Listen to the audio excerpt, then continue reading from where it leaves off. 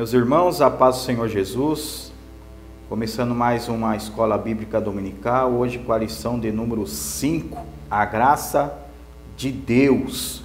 E o nosso motivo de oração, que está aí na revista, é: ore para que nunca perder esse presente dado por Deus, a graça salvadora. Vamos orar ao Senhor? Senhor nosso Deus e Pai, maravilhoso, Tu és bendito, Tu és único, Tu és santo, Tu és gracioso, Senhor, no nosso meio. Te damos graças, Senhor, por tudo, Senhor, pelo dom da vida. Obrigado, Senhor Santo, pela nossa família, Senhor Santo, pela nossa casa, pelo nosso trabalho. E te agradecemos, Senhor, pela essa oportunidade que o Senhor nos dá, Senhor, de meditar um pouco, Senhor, da Tua palavra, Senhor. Nos abençoa, que o Teu Santo Espírito, Senhor, venha, Senhor, trabalhar na minha e na vida, Senhor, dos meus irmãos, Senhor Santo. Que nós possamos, Senhor, ter uma aula abençoada, que o Senhor nos ajude, Senhor, guardar no nosso coração, Senhor, a Tua palavra, para que nós não venhamos, Senhor, pecar contra Ti. Nos abençoa, esta é a minha oração, em nome de Jesus, amém e amém. Meus irmãos, peguem sua Bíblia e sua revistinha, abram aí na lição 5, que nós iremos ler o nosso texto áureo, nosso texto principal, que está em Efésios capítulo 2, verso 8. Porque pela graça sois salvos por meio da fé, e isto não vem de vós, é dom de Deus. A nossa verdade aplicada está escrito: a graça de Deus é benevolência e merecida, que Ele exibe ao nos salvar e capacitar a vivemos para Ele. Objetivos da lição é ensinar acerca da graça salvadora de Deus, explicar que a graça é dada a quem crê em Jesus, mostrar que Deus reveste pela obra da sua graça. Nossos textos de referências está em Tito, no capítulo 2, a partir do verso 11 ao 14. E a nossa introdução diz assim: pelos pecados cometidos, o homem perdeu a comunhão com Deus, porém, Deus, cuja graça é superabundante, Romanos capítulo 5, do verso 20 ao 21, tinha um plano de salvação e assim enviou seu Filho Jesus, cheio de graça e de verdade. João capítulo 1, verso 14. Quero deixar aqui, no início da lição, algumas palavras em hebraico que se aproximam da palavra graça. Essas três principais palavras que falam sobre graça, que é o verbo ra'an, que significa ser gracioso, compadecer-se, de onde deriva o substantivo ren, que significa favor, graça. Isso os irmãos vão encontrar lá em Gênesis, no capítulo 6, versículo 8, onde que está escrito que Noé achou graça aos olhos do Senhor. E também o substantivo reset, que significa bondade, amabilidade, benevolência, favor. E o verbo urahan, e esse verbo muitas vezes é usado para se referir a Deus. Significa ter misericórdia, ser compassivo, e é desse verbo, por exemplo, que vem o substantivo hebraico erreran, que significa útero. E aí nós temos uma visão antropomórfica materna de Deus, é como Deus se fosse uma mãe, né? É a graça de Deus como se fosse um útero, o mesmo cuidado que um útero tem ao cuidar do bebê lá dentro, é a mesma coisa que a graça de Deus, é o mesmo cuidado que a graça de Deus tem conosco. E no grego, nós temos a palavra charis ou charis, significa graça ou favor, e o verbo eleu, significa ter misericórdia de alguém, de onde vem a própria palavra latim, misericórdia, que tem o sentido básico de inclinar-se o coração para a miséria de outrem. O nosso tópico 1 tem como título a graça salvadora, e eles têm como subtópico a graça de Deus e o fator imprescindível para a salvação eterna, A salvação é por meio da fé e a salvação não vem das obras. Tito capítulo 2, versículo 11 diz assim: porque a graça de Deus se há manifestada, trazendo a salvação a todos os homens, sem acepção de pessoas.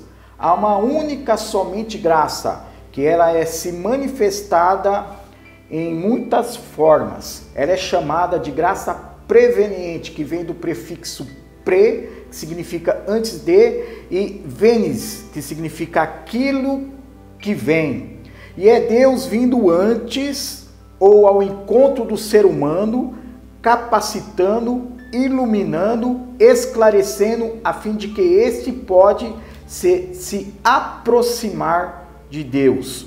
Esse mesmo ser humano que acabou, na verdade, se apartando de Deus por causa do pecado, isto é, a depravação total, aquilo que diz Armínio, a inabilidade espiritual, que está escrito lá em Efésios capítulo 2, verso 1, que está escrito assim: vos vivificou, estando vós ainda mortos em suas ofensas, que é delitos e pecados. Mas a graça preveniente, ela vem e liberta o nosso arbítrio ou a nossa vontade, outrora escravo do pecado, e faz com que por meio de uma vontade nossa liberta ou livre, nos possamos crer em Deus e consequentemente possamos nos arrepender de nossos pecados e possamos ser salvos. A graça sempre busca conduzir o homem à sua salvação. E a fé, ela é um dom de Deus, no sentido do que a graça é concedida por Deus, para que nós possamos crer. Uma ação é uma ação ou reação humana à pregação do Evangelho, pois a graça chega no momento, porque a graça de Deus ela chega no momento da pregação do Evangelho. Sempre Deus vem primeiro. É Ele que inicia o processo da salvação e é Ele que termina o processo da salvação. O homem estando morto, a total depravação do homem ou inabilidade espiritual, o homem é incapaz de assinar os termos da sua própria salvação. A salvação, ela não vem das obras. No arminianismo sinergista, ele nos ensina que primeiro vem a graça preveniente, ela libera a vontade do homem dessa escravidão, que vem da doutrina da total depravação ou inabilidade espiritual, e com essa vontade, com esse arbítrio libertado ou liberalizado, ele então pode resistir ou não esta graça. Foi aquela discussão que Pelágio teve com Agostinho, que para Agostinho o homem estava morto e para Pelágio o homem estava doente.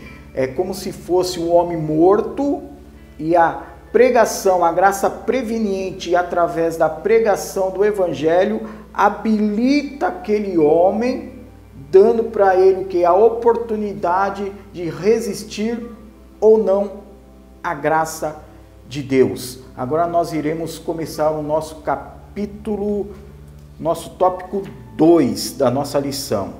A graça capacitadora. Nós estamos dando aqui um resumo da lição. A graça capacitadora.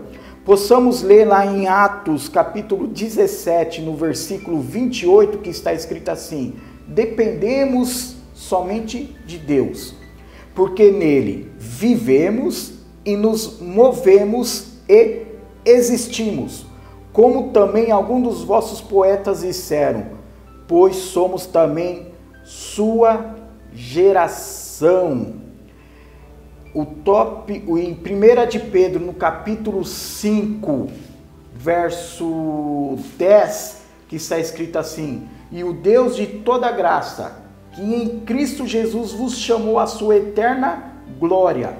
Depois de haverdes padecido um pouco, ele mesmo vos aperfeiçoará, confirmará, fortificará e fortalecerá. Somos dependentes de Deus. É Deus que inicia a salvação e Deus que faz também o término desta salvação. O tópico 2:1, que está escrito: a graça de Deus capacita para viver a vida cristã. Tópico 2:2, a graça de Deus capacita para o desempenho do ministério. E o tópico 2:3, a graça de Deus dá suficiência para todas as necessidades humanas. Eu tenho aqui um texto, numa fala de Armínio, em sua obra, uma declaração de sentimentos. Eu queria deixar esse texto para os irmãos, nesse tópico 2, antes de iniciarmos o tópico 3. Está escrito assim, Armínio disse em sua obra: seu estado pecaminoso e caído, o homem não é capaz, e por a si mesmo quer que seja, pensar, querer ou fazer o que é de fato bom, mas é necessário que seja regenerado e renovado em seu intelecto, afeições ou vontade, e em todas as suas atribuições por Deus em Cristo, através do Espírito Santo, para que seja capaz de corretamente compreender, estimar, considerar, desejar e realizar o que quer que seja verdadeiramente bom.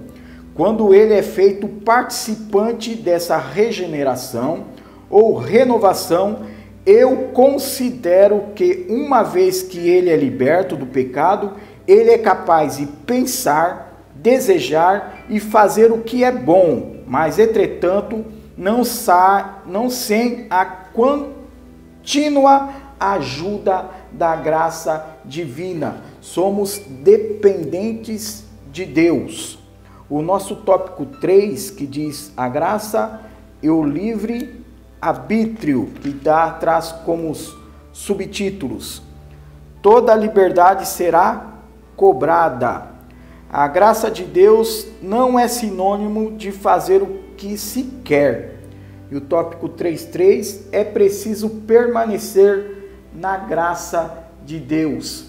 A graça preveniente de Deus, ela libera este arbítrio e como todas as outras faculdades do ser humano. Ela é restauradora através da graça, capacitando o homem a poder responder positivo ou negativo à graça.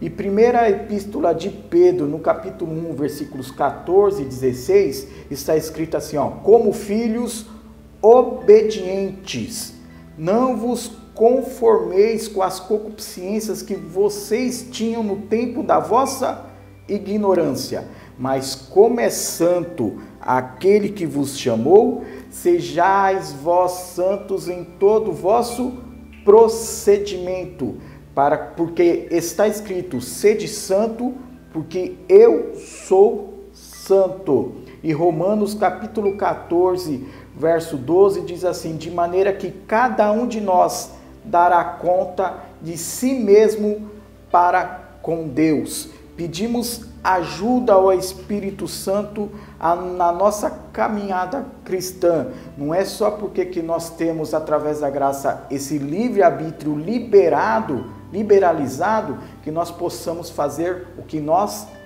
queremos. Temos que agradar a Deus em nossas atitudes.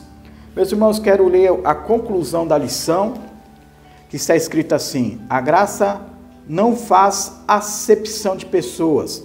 Ela não foi manifesta para abençoar somente algum, ou de forma exclusiva, a um grupo especial, mas a toda a humanidade. Porém, só a desfrutam os que creem ao Filho de Deus e o recebem como único e suficiente Salvador. João capítulo 1, versículos 12 e 13.